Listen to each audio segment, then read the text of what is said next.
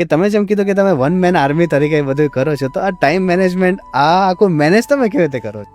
I think એ વસ્તુ હું મારી ટીમને ઓલવેઝ કહું છું, જી. અને આઈ થિંક બધાને એઝ એ પ્રોફેશનલ લાઈફ હોય કે પર્સનલ લાઈફ હોય, એ શીખવા જેવી વસ્તુ છે. ટાઈમ મેનેજમેન્ટ એટલે શીખવા જેવું છે.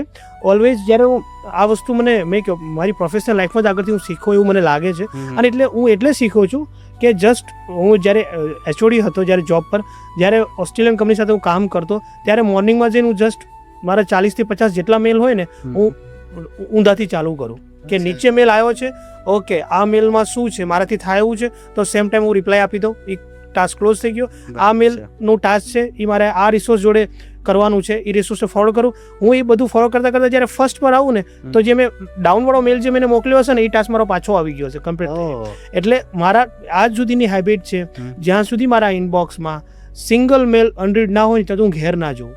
અચ્છા. અને એનું રીઝન બી એવું છે કે મને કોઈ કામ મારા મેલમાં રહી ગયું હોય ને તો મને રહ્યું ને સાચી ઊંઘ નથી આવતી. બરાબર. અને મેઇન વસ્તુ એવી છે કે તમે જ્યારે બી એઝ એ ટીમ લીડ હોય, મેનેજર હોય, એચઓડી હોય કે આજે ડાયરેક્ટર છું, મને એક વસ્તુ ઓલવેઝ મેં મારા સેટઅપ કરી છે, મને ઓલવેઝ મારી જાતને હું પ્રાઉડલી ફીલ કરું છું કે તમારી જોડે જેટલા રિસોર્સ છે ને એ લોકોનું કેટલી ક્યાં સ્કિલ છે, એ લોકો ક્યાં વીકનેસ છે ને એ લોકોનું પોટેન્શિયલ શું છે આ તો તમને ખબર હોવી જોઈએ. બરાબર. કારણ કે જ્યાં સુધી તમને એની જ ખબર નહીં હોય ને તમે એકલા દોડી ના શકો.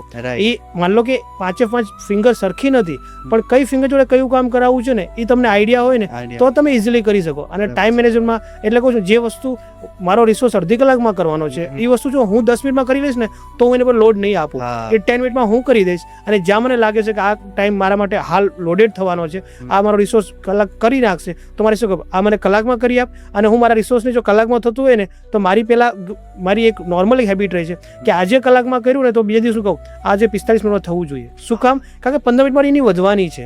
હું એક રિસોર્સને ઓલવેઝ જે મારી આજે ટીમ મેમ્બર છે, હું જ્યારે એચઓડી હતો ત્યારથી 35 રિસોર્સને મેનેજ કરતો હતો, ત્યારે મારા એ વખતે 100 પ્રોજેક્ટ હતા. આજે હું 85 પ્રોજેક્ટ મારી પોતાની ટીમ સાથે કરી રહ્યો છું.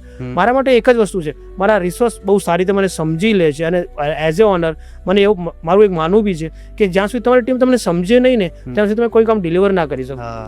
ટાઈમ મેનેજમેન્ટ વસ્તુ એવી છે કે મેં કીધું હોય તો પહેલાં જ કીધું કે હું ઓલવેઝ મારી હેબિટ રહી છે કે હું સવારે વહેલો પહોંચી જાઉં,